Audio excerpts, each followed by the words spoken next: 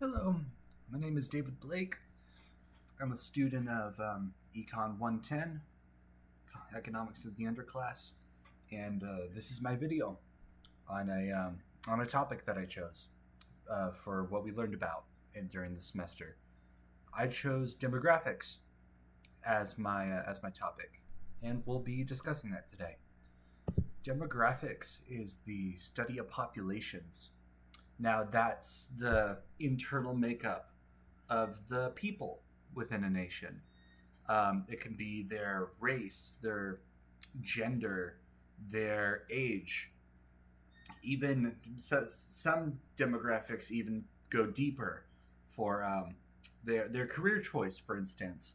It's all amassing the data of a nation's people, which could tell us a lot about the nation itself. Um, it can also tell us about the change of the people within a nation, how the makeup of a population of a country is now compared to, say, 10, 20, 30 years ago. For instance, in the Antelope Valley, compared to 10 to 20 years ago, Hispanics make up a much larger part of the population now. Change can also be considered the fertility rate, the measure of children being born, and the mortality rate, which is the number of people dying.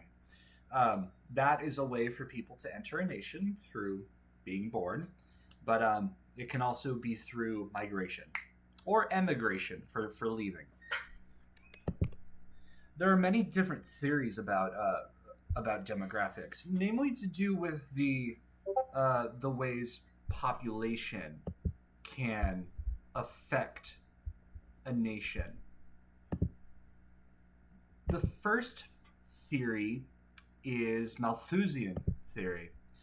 Now, this is mainly to do with the carrying capacity of areas. The carrying capacity is how many people can realistically, comfortably live in an area supported by the natural environment. Say, a fertile plain will have a much higher carrying capacity than a barren desert. It's able to support much more people, food-wise, calorie intake-wise.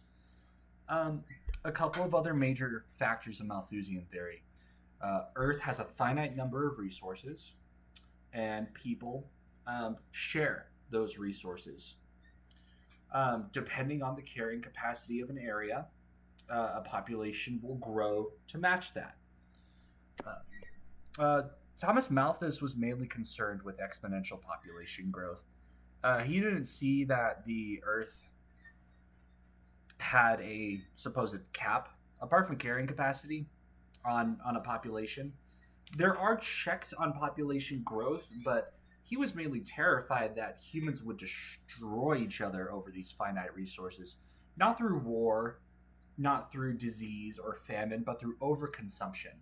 We would consume so much on the earth that it would be destroyed in the process, and we wouldn't be able to sustain ourselves anymore.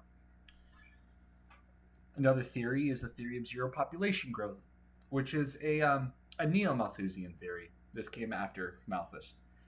Now, this theory says that it's the environment, not food, that will affect population. Kind of like how I mentioned the plains versus the desert from earlier. This theory advocates for zero population growth. Immigration would match the death rate, which would balance out the number of people being born to the number of people dying, supplemented by immigration. This theory, too, is also heavily concerned with overpopulation, but as with Malthusian theory, it hasn't happened. In fact, nowadays, Malthus has been proven quite wrong, as we could see many nations being underpopulated, but we'll get to that in a bit. The third theory is the cornucopian theory. It's very utopian. It basically says that food scarcity will never be a problem for the human race because agricultural science will catch up to the demand of food. Like humans discovering oxen being used to plow fields instead of by hand, which can dramatically increase the amount of food available, or modern fertilizer, increasing the abundance of the types of vegetables that we grow. But this is, as it's a utopian theory, it's not too credible. The last major theory concerning demographics is the demographic transition theory.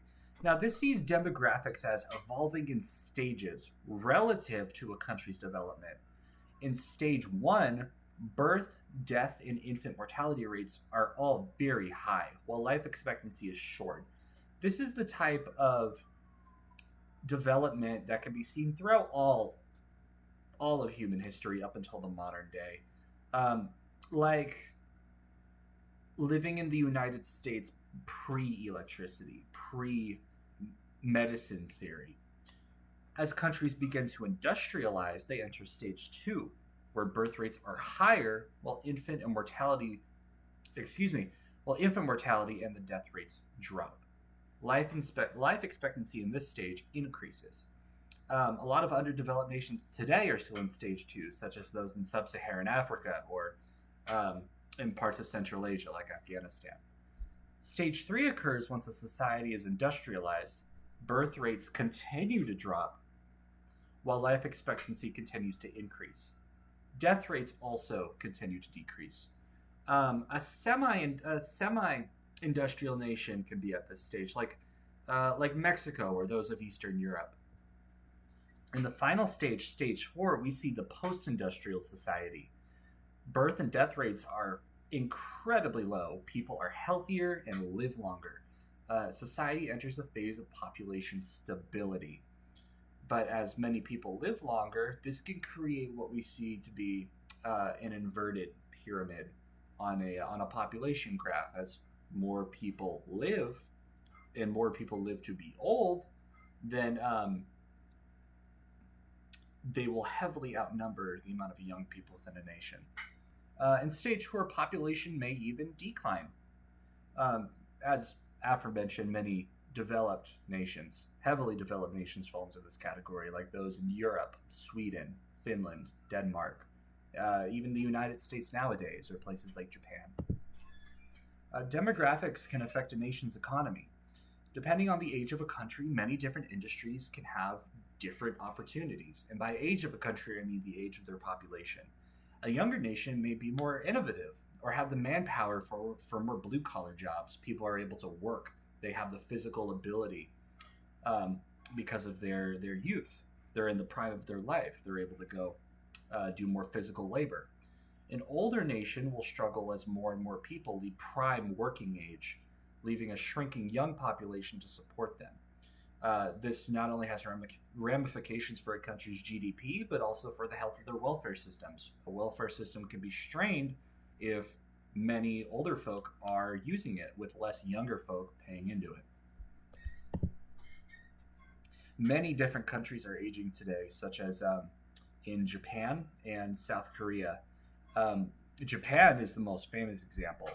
In 2014, estimates showed that about 38% of the Japanese population was above the age of 60, and 25% was above the age of 65. That's a quarter of the entire nation in elderly age of range. Now, Japan is one of the most developed nations in the entire world internally. They have a high standard of living, a fine welfare state, and this can contribute to an aging population. But as they're the first to deal with it, many are looking at Japan and worrying, as other nations are starting to age as well, including the United States.